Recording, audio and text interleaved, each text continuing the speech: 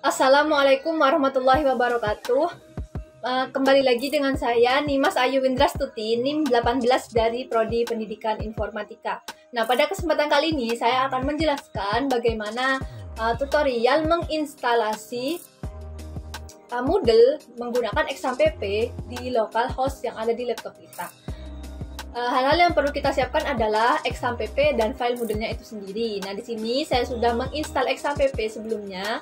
Kemudian untuk file Moodle-nya itu kita ke browser, ke halaman moodle.org seperti ini. Kita ke halaman downloads-nya. Nah, kemudian langsung klik Moodle 4.0.1 itu untuk halaman downloadnya. Tapi di sini saya tidak akan mendownload versi terbaru Moodle. Di sini saya akan menggunakan versi yang 3.10. Jadi kita masuk ke Moodle Installer Package for Windows. Nah, di sini untuk memilih versi yang akan kita gunakan. Di sini saya menggunakan versi 3.0, tinggal diklik download zip-nya untuk mendownload file zip-nya. Nah, jika sudah terdownload tinggal diekstrak saja file zip-nya seperti ini hasilnya. Kemudian kita buka, di dalamnya ada file server, folder server, itu kita masuk. Nah, kita salin folder Moodle-nya. Di sini kita salin dan akan kita tempatkan di halaman, maksud saya di folder htdocs yang ada di folder XAMPP. Seperti ini, kita ke XAMPP, kemudian kita ke htdocs. Nah, kita paste di sini. Seperti ini prosesnya agak lama, jadi di sini akan saya cut untuk mempercepat prosesnya. Nah, ini sudah mau selesai. Sini kita bisa cek ke dalamnya itu folder-foldernya apakah sudah tersalin semua. Nah, seperti ini sudah. Kemudian kita perlu menghidupkan XAMPP-nya terlebih dahulu untuk memulai menginstal. Seperti ini sampai warnanya hijau ya. Nah, kemudian setelah ini kita akan masuk ke phpMyAdmin untuk membuat database. Di sini database yang akan kita buat adalah Moodle. Kita buat saja, samakan dengan folder Moodle tadi namanya. Jadi ini, kalau mau nama yang lain tinggal disamakan saja dengan foldernya. Di sini kita klik buat. Nah, database-nya sudah berhasil kita buat. Selanjutnya kita akan mulai menginstal Moodle-nya. Nah, ini bisa kita tutup dulu. Dan kita membuat tab baru. Di sini kita masuk ke localhost / Moodle untuk mulai proses instalasi Moodle-nya. Nah, seperti ini. Kita tunggu. Nah, jika sudah muncul seperti ini, kita bisa memilih bahasa instalasinya kita mau menggunakan apa, tapi di sini saya tetap menggunakan English. Tinggal diklik next saja sampai muncul ke halaman berikutnya.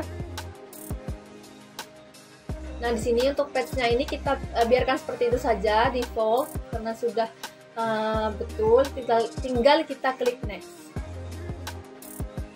Nah, di sini untuk instalasinya sendiri, untuk nama database-nya itu disamakan dengan nama database yang kita buat tadi. Nah, kebetulan namanya yaitu sudah Moodle, jadi tidak saya ganti lagi, sudah benar. Untuk database usernya juga sudah benar, root tanpa password. Nah, untuk hostnya sendiri kita menggunakan localhost. Nah, langsung kita klik next untuk ke proses berikutnya. Nah, di sini kita tinggal klik continue. Kita tunggu sampai ke. Nah, di sini biasanya di sini akan terdapat beberapa error, teman-teman. Warnanya merah, jadi perlu kita cek. Nah, biasanya ada error yang keterangannya INTL. Nah, biasanya kita memperbaikinya tuh di folder PHP yang ada di XAMPP. Nah, kemudian ini saya langsung membuka file php.ini. Nah, kita buka menggunakan text editor, boleh Notepad, Notepad++ atau Sublime. Nah, kita tinggal search INTL. Nah, kita nah ini INTL-nya di sini saya sudah menghidupkan. Biasanya kalau belum hidup itu ada semikolon di depannya, itu tinggal dihapus saja, save, maka INTL-nya sudah berhasil diaktifkan. Kemudian yang error berikutnya biasanya mengenai localhost yang digunakan antara MySQL atau MariaDB. Nah, di sini karena saya sudah menggunakan MariaDB, jadi itu tidak perlu diganti. Nah, ini biasanya cara ngeceknya di folder Moodle. Di sini, kemudian kita cari config.php. nanti akan ada tulisan di bagian atas itu untuk apa? Nah itu untuk database tipenya, maksud saya itu sudah MariaDB. Kalau masih MySQL bisa diganti. Nah, kemudian kita klik continue, itu akan langsung masuk ke proses instalasinya. Kita tinggal tunggu, itu biasanya agak lama untuk proses instalasinya. Kita lanjutkan atau continue ya teman-teman. Nah, ini masuk ke pengaya karena tadi untuk instalasinya tidak sempat saya rekam. Jadi kita langsung ke meningkatkan atau kita upgrade saja dulu modelnya. Kita klik upgrade karena bagian menginstalnya tadi kebetulan tidak terekam. Nah, di sini ini akan menginstal satu persatu. Maksud saya mengupgrade satu persatu seperti ini. Ini rekamannya agak saya cut. Nah, jika sudah selesai, itu akan muncul tombol lanjutkan atau continue atau next. Itu bisa langsung diklik untuk ke proses berikutnya.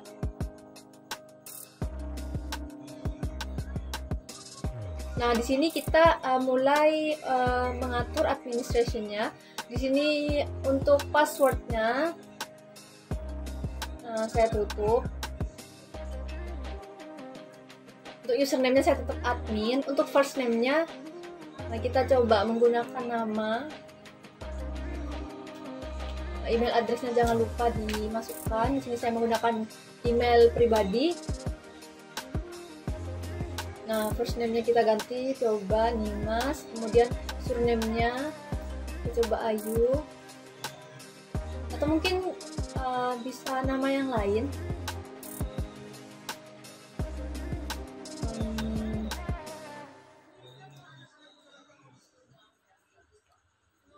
Di sini untuk country-nya kita cari Indonesia.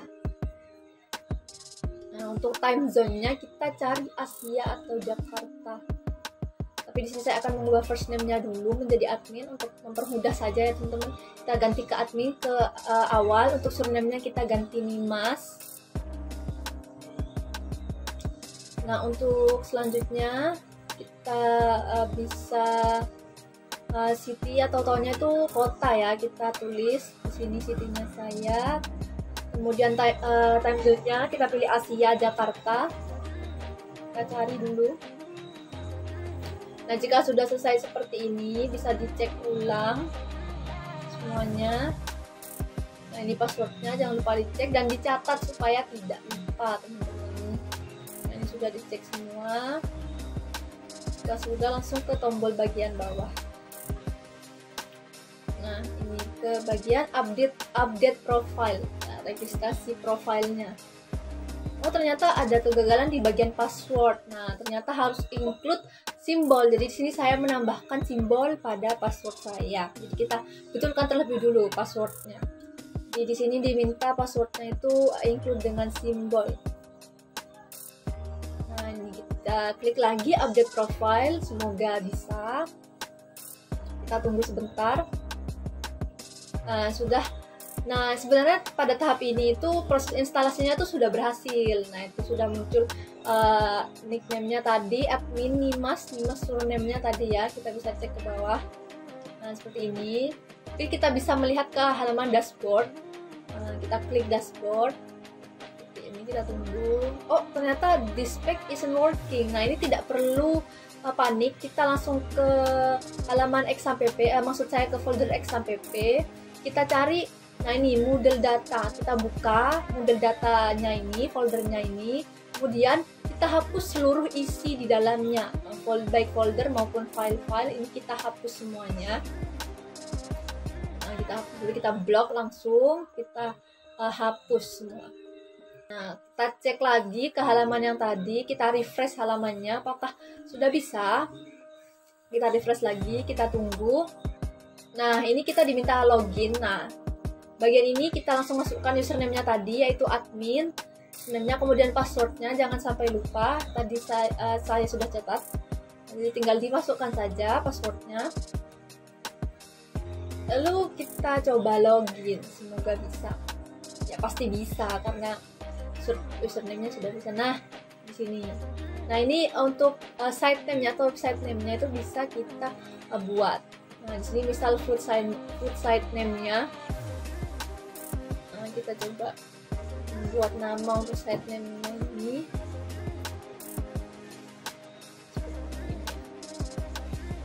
Nah, site pertama atau mungkin model pertama. Untuk short name-nya kita juga bisa isi.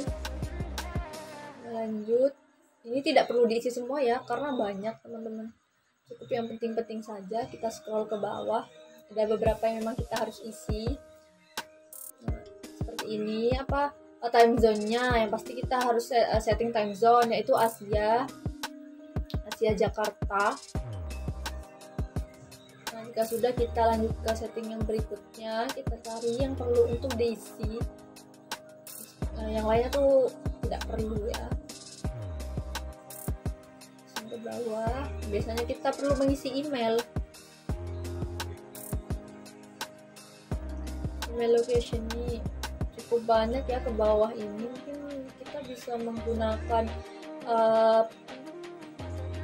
find. Nah, di sini find, cari outgoing email. Di sini saya sudah mencoba. Nah, ini dia outgoing mail configuration. Kita scroll agak ke bawah. Nah, itu biasanya ada harus mengisi emailnya. Coba lihat dulu. Nah, ini dia no reply address. Nah, di sini saya pakai email pribadi. Isi dulu sebentar lagi ya. Lihat dulu. Sebentar.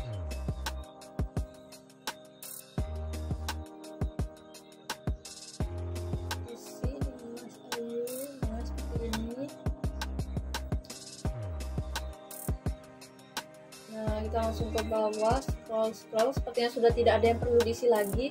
Itu kita bisa langsung ke bawah. Nah, save change.